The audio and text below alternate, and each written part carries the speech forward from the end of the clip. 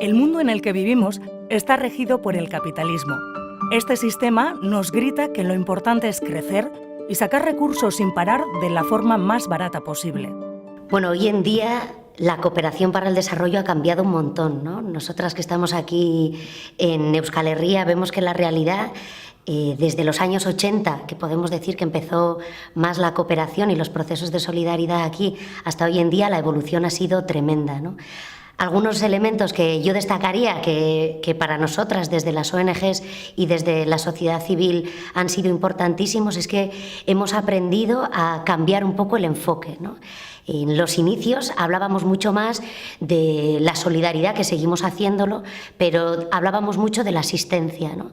Y en estos años hemos aprendido que esto no es una cuestión solo de ayuda a otras personas que están en peores situaciones, sino que es una cuestión de redistribución y que es una cuestión de justicia social. El capitalismo exprime el planeta, sus recursos y a los que vivimos en él, y por tanto, no tiene futuro.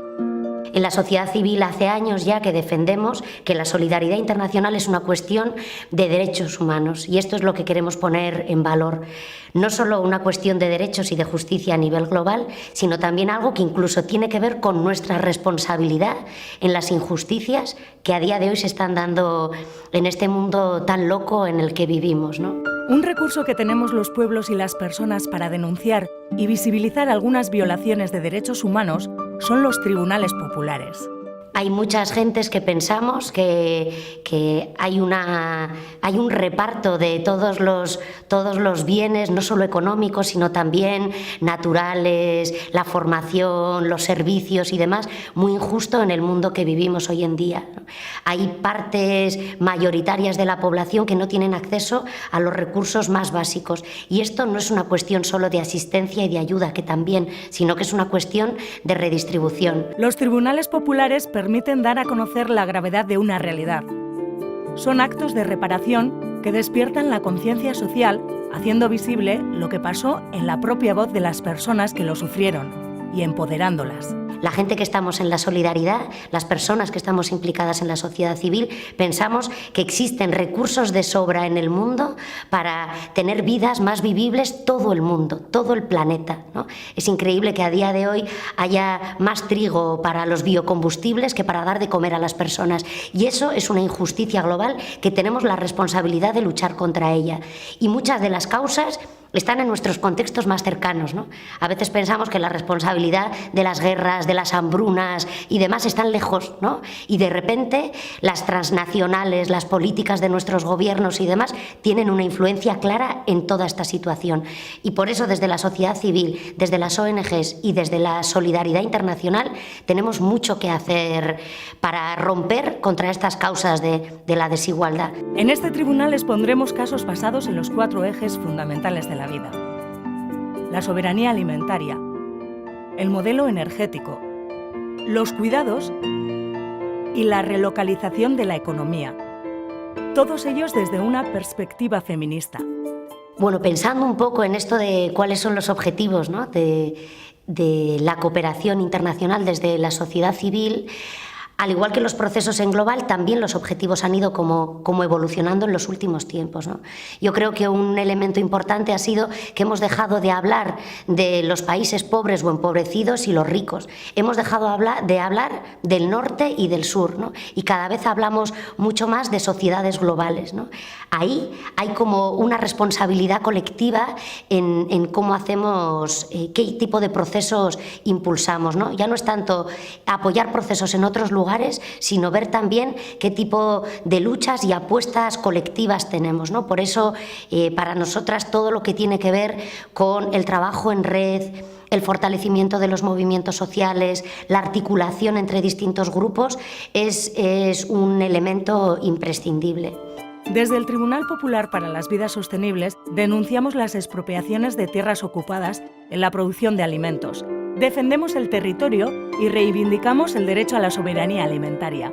Otro elemento importantísimo, además del fortalecimiento de agentes en todo el mundo, ¿no?, que pasa también por la educación en derechos humanos, por, ¿no?, todo este tema que decía antes del fortalecimiento de redes, también tiene que ver con los procesos de educación para la transformación social aquí. La cooperación internacional hace años que ya aprendimos que nuestra responsabilidad y la sensibilización aquí y los procesos de educación eran clave, ¿no? Ya no solo para ver qué hacemos allí y aquí, sino para ver cómo nos conectamos, ¿no? Hay un montón de gentes y de colectivos en todo el mundo que tenemos formas de imaginar un mundo alternativo y emancipador diferente, ¿no? Entonces, cómo conectarnos y cómo plantear en un mundo globalizado también alternativas globales. Desde el Tribunal consideramos que las leyes deberían proteger el derecho básico al acceso a la energía necesaria para vivir. Y defendemos el derecho al acceso justo y sostenible de energía y a la soberanía energética. Por supuesto, respetando las idiosincrasias, los contextos locales y particulares y también las formas de hacer de colectivos diversos, ¿no? Los pueblos indígenas, las afrodescendientes, las feministas, los ecologistas, ¿no? Hay que ver cómo incorporamos todas esas miradas, ¿no? Pero sí que es importante ver cómo generar articulaciones más globales, ¿no? Reivindicamos unos sistemas de cuidado justos, equitativos y corresponsables necesarios para garantizar el derecho al cuidado. Aquí planteaba también algunos elementos que nos hemos aprendido por el camino, ¿no? El enfoque feminista es algo que hemos aprendido en los últimos tiempos que es imprescindible, ya no solo como un elemento transversal que incorporamos casi de churro cuando nos damos cuenta, ¿no? Sino como un elemento que tiene que estar en las bases de la solidaridad internacional y que tiene que estar presente en toda la agenda política. Por tanto, reivindicamos políticas que garanticen el derecho a un nivel de vida digno. Denunciamos a empresas por sus prácticas de explotación de las personas trabajadoras. Esto mismo sucede con el enfoque medioambiental. Es otro elemento que en los últimos años ya toda la agenda que habla del cambio climático, de la sostenibilidad de la vida y demás, nos está hablando de que esto ya no es solo urgente, sino que es imprescindible abordar modelos alternativos que no solo sean feministas, sino que sean ecologistas también. Entonces hay elementos que están haciendo que un montón de movimientos sociales nos vayamos entrecruzando, ¿no? Ya no va la solidaridad internacional por un lado con las ONGs, las feministas por otro lado, las ecologistas por el otro, sino que estamos aprendiendo que hay un montón de elementos comunes que nos afectan y nos interpelan a nivel global y que también es imprescindible que nos juntemos entre todas, ¿no? Porque si no, esto se nos divide en vez de proponer modelos alternativos que no tenga cada una su cajón, sino que planteemos agendas alternativas mucho más globales. Y a los Estados por no garantizar los derechos laborales ni el derecho de acceso al sistema de rentas mínimas. Sobre los sujetos de la cooperación, ¿no? Tanto quiénes hacemos cooperación, además de con quiénes hacemos cooperación, es algo que cada vez es más amplio, más complejo y más diverso. Históricamente, desde el mundo de las ONGs, éramos como el agente principal dentro de la sociedad civil que en nuestros contextos impulsábamos los procesos de cooperación internacional. Las ONGs somos muy diversas, ¿no? Con ideologías diversas, con apuestas políticas distintas, con temas especializados distintos y seguimos siéndolo, ¿no? Lo fuimos y lo seguimos siendo. Pero algo interesante que yo creo que ha sucedido en los últimos tiempos es que nos hemos ido, como planteaba antes, conectando también con otros movimientos sociales y lo que son los sujetos de la cooperación es algo que se ha ido haciendo mucho más amplio, ¿no? Ya no solo estamos las ONGs, sino que también hay otros agentes como los movimientos sociales, pero también ha entrado la universidad en los últimos años a hacer cooperación internacional, las administraciones descentralizadas también han ido encontrando su papel, ¿no? Como cada cual tenemos elementos de intercambio y de aprendizaje que plantear con otros agentes en otros contextos, ¿no? Como un área de igualdad de un ayuntamiento en un momento dado puede generar un proceso colectivo para luchar contra las violencias machistas con El Salvador, por ejemplo, ¿no? Y cómo puede haber realmente procesos de aprendizaje comunes, ¿no? Reivindicamos un modelo que plantee la garantía de ingresos como un derecho ciudadano universal e incondicional. En estos tiempos también vemos cómo, al igual que planteaba antes, los movimientos sociales nos conectan, ¿no? De repente el movimiento campesino en Brasil puede conectarse con el movimiento campesino y las baserritarras y los baserritarras a nivel de Euskal Herria y de repente la vía campesina puede ser un movimiento global alternativo que conecta realidades muy distintas tanto en Asia como en América Latina como en nuestras realidades más cercanas, ¿no? Algo que sí que tenemos que tener en cuenta es que dentro de esta diversidad de agentes es imprescindible que la sociedad civil se mantenga fuerte, activa y con reivindicaciones claras. Nos toca un papel claro en impulsar procesos, pero también en estar vigilantes con aquello que las administraciones públicas deben hacer.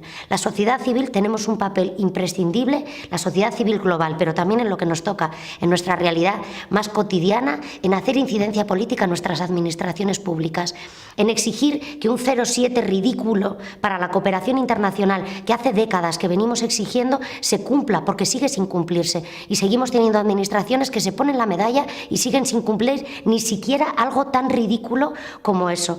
Tenemos la obligación de pedir políticas de cooperación internacional que hablen también de lo que quiere la sociedad civil, porque esas políticas también son nuestras. Son las instituciones las que tienen la responsabilidad de llevarlas a cabo, pero a nosotras también nos toca exigir en las calles, a través de la movilización y de nuestras propuestas, qué es lo que queremos. Para construir sociedades sostenibles, justas y equitativas, consideramos necesario cambiar de modelo, uno totalmente diferente, que sitúe el cuidado de la vida y el planeta en el centro.